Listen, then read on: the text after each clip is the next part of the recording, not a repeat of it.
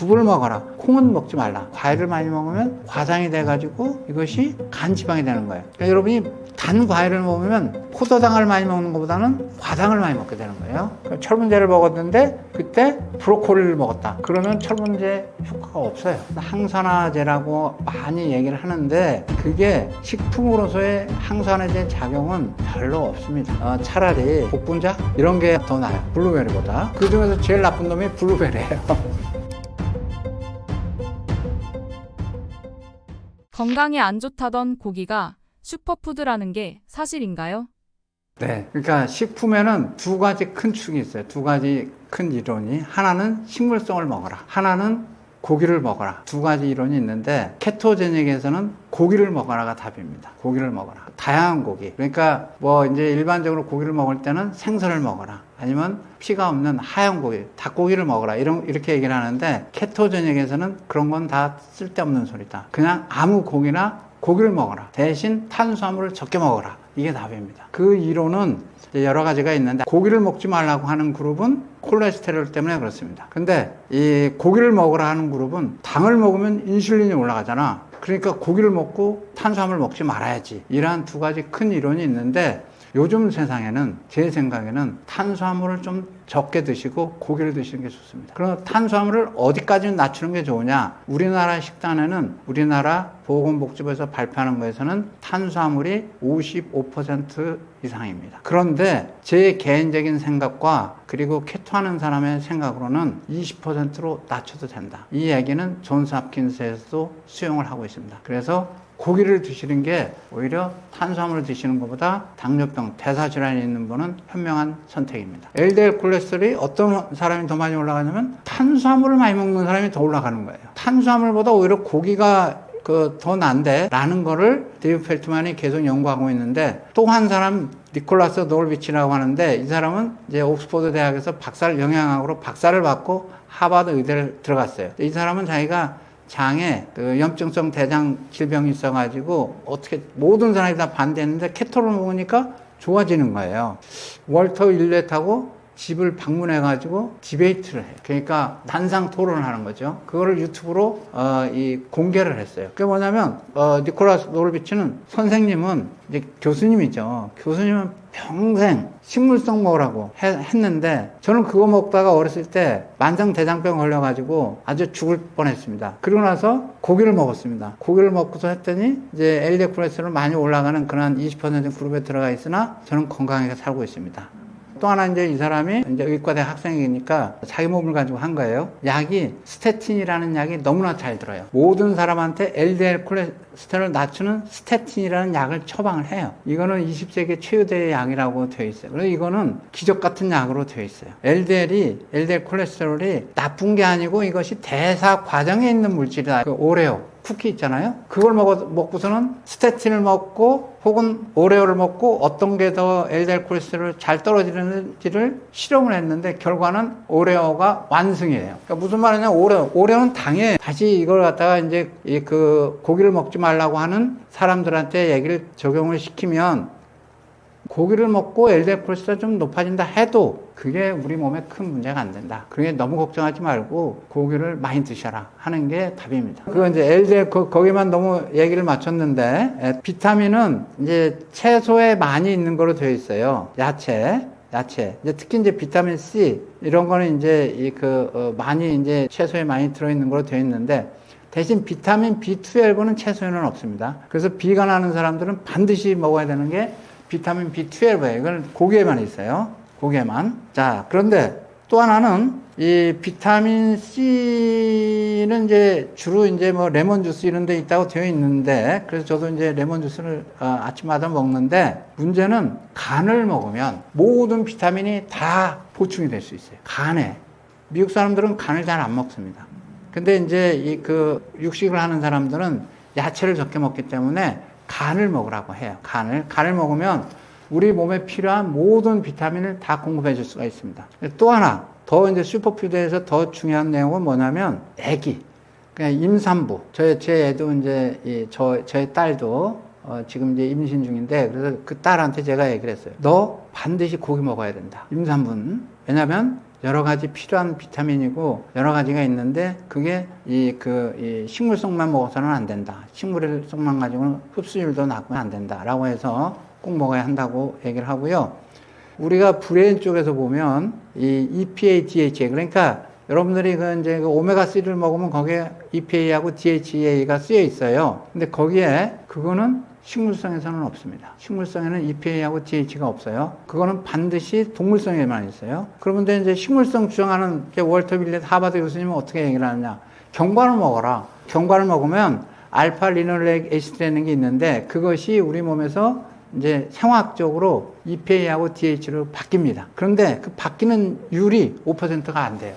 그러니까 100을 먹으면 5밖에는 EPA, DHA가 안 되는 거예요. 근데 우리 몸에는 알파리노렉이스는 필요가 없어요. 필요가 없고 EPA, DHA가 필요해요. 근데 그거는 고기를 먹으면 있어요. 고기를. 그러니까 특히 이제 등푸른 생선이나 이런 거 많이 있다고 하는데 일반 고기를 먹어도 충분합니다. 단백질이 중요하다는 말을 많이 하는데 달걀과 유제품은 어떻게 먹어야 할까요? 네, 달걀. 이게 이제 저도 어렸을 때는 달걀 먹을 때는 노란자는 버리고 흰자만 먹었어요. 우리 다 그렇게 많이 교육을 받죠. 왜냐면 노란자는 콜레스테롤이 많다.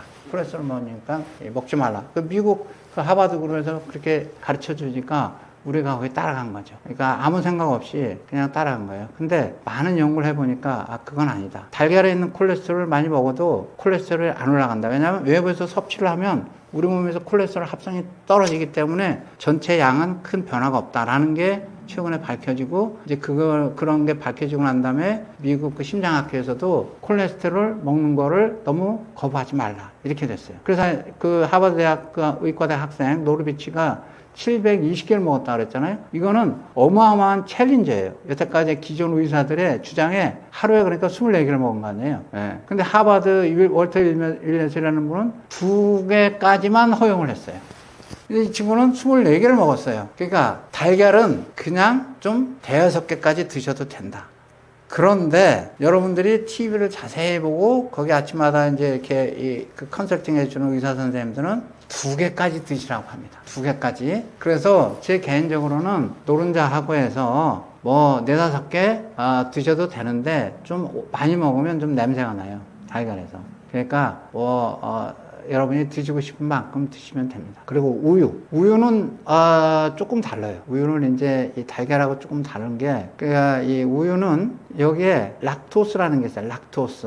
우리나라 이건 이제 뭐냐면 우리 아시아 계통 사람은 락토스를 잘 분해를 못 해요. 그래가지고 먹으면 설사하고 배가 부글부글하고 나쁜 그런 경향이 있어요. 락토스 때문에. 그래서 우유는 락토스를 좀 이제 그런 게 안 맞는 사람은 먹지 말라라는 게 이제 있고요. 그러니까 달걀보다는 조금 더 조심해서 먹어야 된다 하는 거예요. 결론은. 또 하나는 달걀의 단백질은 이제 여러 가지가 있는데 카세인이라는 게 한 80%가 있어요. 근데 카세인은 또 이게 소화가 잘 안 되고, 그래가지고 이제 그 우유를 가만 놔두면 밑에 엉켜 붙는 게 카세인이에요. 그걸 뺀 게 유청이라는 거고, 유청은 제 또 다른 딸이 이 책의 번역자인 김아라도 이 운동을 좋아하는데 운동하면서 단백질 보충제로 많이 먹고 있다 그러더라고요. 근데 유청도 마찬가지로 좀 이렇게 몸에 안 맞는 사람도 있다. 그러니까 달걀은 그런 경우가 좀 적지만 우유는 좀 많다. 유제품도 많다. 그렇기 때문에 이 달걀과 유제품은 일단 먹어서 뭔가 몸에 안 맞는 경향이 있으면 그걸 한번 끊어봐라. 그래가지고 몸이 좋아지면 계속해서 안 먹으면 되는 거고 그거를 먹고 안 먹고 큰 차이가 없으면 먹어도 된다라는 게 결론입니다. 그래서 조금 우유는 달걀보다는 좀 세심하게 자기 몸 상태를 관찰하면서 드시는 게 좋다. 라는 게 답이 되겠습니다. 우리가 자주 먹는 곡물은 어떻게 먹는 게 건강할까요? 우리 이제 곡물을 하면 저도 쌀밥, 그 다음에 저 국수를 엄청 좋아하고 또 라면 이런 거 이제 많이 먹는데 이걸 먹으면 대사 질환이 온다 그래서 대안이 뭐냐 하니까 현미를 먹으라는 거예요. 현미를 먹고 빵도 브라운 빵을 먹으라는 거예요. 좀 더 이제 덜 정제된 걸 먹으라는 거죠.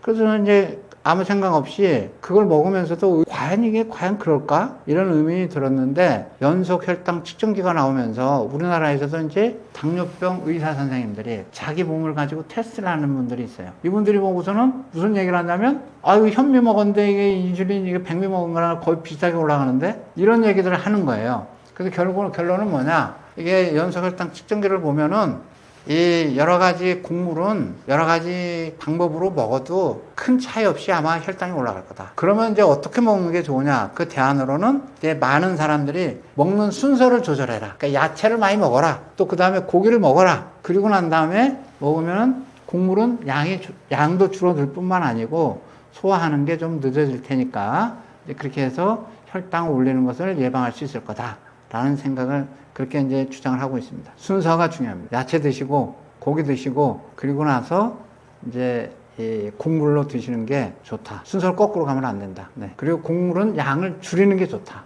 이제 야채를 그러니까 당이 없는 야채를 먹는 거예요. 일반 배추나 뭐 브로콜리 이런 것은 당이 거의 없는 거니까 그걸 먹으면 대신 파이버가 많아요. 파이버를 먹고 그러면 이제 배가 불러요. 그러면 고기를 먹어요. 그 이제 영양분도 있으니까 거기가 배가 더 불러졌어요. 근데 이제 고기를 먹으려면 돈이 들어요. 돈이 많이 들어.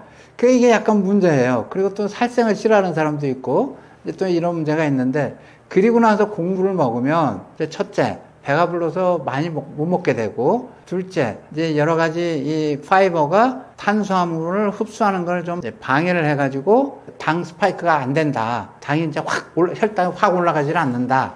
그래서 인슐린도 확 올라가질 않는다. 혈당이 확 올라가는 거에 그 부작용을 막을 수 있다. 해서 순서를 잘 정해라. 라는 얘기가 많이 있습니다. 콩과 견과류도 조심해야 되는 부분이 있을까요?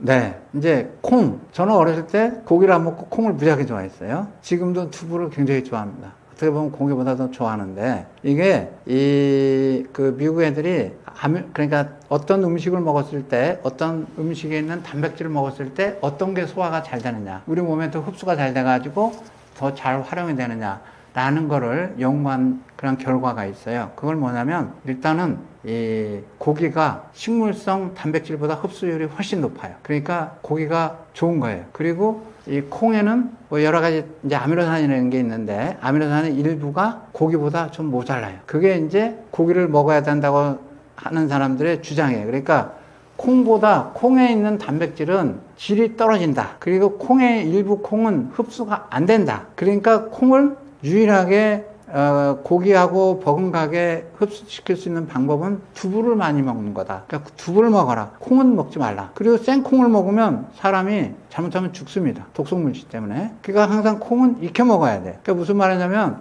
콩에는 독성물질이 있어요. 대신 이제 인류가 이제 그걸 극복할 수 있는 방법은 있으나 그럼에도 불구하고 이제 그런 문제가 있고 견과류도 마찬가지예요. 이제 우리가 호도나 이런 걸 먹으면 호도 이런 걸 먹으면 아까 말씀드린 대로 EPA, DHA 고기를 먹지 않아도 알파알리놀 에기시드를 흡수할 수 있다 이렇게 얘기를 하는데 그 변환율이 5%가 안 되기 때문에 이건 턱도 없이 부족한 얘기고요. 그래서 안 되는 거고 또 견과류에도 제가 이 알몬드를 이게 며칠간 좀 먹었더니 배탈이 나더라고요. 무슨 말이냐면 알몬드에도 그러니까 모든 견과류에도 이렇게 좋지 않은 소화를 방해하는 물질이 있어요. 그게 이제 여러 가지 신경 독성 물질도 있고 여러 가지 이제 음식물을 흡수를 못하게 하는 그런 거는 이제 영양제라고 얘기를 하는데 엔타이 뉴트런트도 있고 하기 때문에 콩과 견과류 그러니까 고기를 안 드시는 분들은 드셔야죠. 이걸 드셔야 식물성 단백질을 섭취할 수 있으니까. 그런데 이왕 자기가 고기도 먹을 수도 있고 고기 사서 먹을 수 있는 경제력도 되고 또 고기를 거부하지도 않은데 굳이 콩하고 견과류를 먹어가지고 자기 몸을 힘들게 할 필요가 없잖아요. 무슨 자기가 이렇게 고행을 좋아하는 사람도 아니고 그렇기 때문에 그거는 자기 몸이 어느 쪽에 따라가면은 콩과 견과류도 덜 드시는 게 좋고 단 두부는 많이 드십시오. 두부는 여러 가지 일반 고기하고 똑같은 효과가 있다고 합니다. 과일과 채소는 어떤 부분을 신경 써서 먹어야 할까요? 이 과일에 대해서 갑자기 더 관심이 생겼어요. 과일과 채소에 대해서. 그래서 지금 이제 논문을 거의 다 작성을 해서 아마 이제 금주 말쯤 이제 논문을 제출할 생각인데 전 세계에 보니까 약 55개의 과일이 있어요. 그거를 다 당 성분을 봤더니 포도당, 과당, 그 다음에 설탕, 수크라는 설탕, 그리고 그런 게 아닌 당, 그 다음에 파이버, 그 다음에 그걸 먹으면은 이제 포도당이 우리 혈중에 포도당 농도가 얼마나 빨리, 얼마나 많이 올라가느냐 하는 글라이세믹 인덱스라는 게 있어요. 포도당 지수라고 하나 그래요. 우리나라 말로.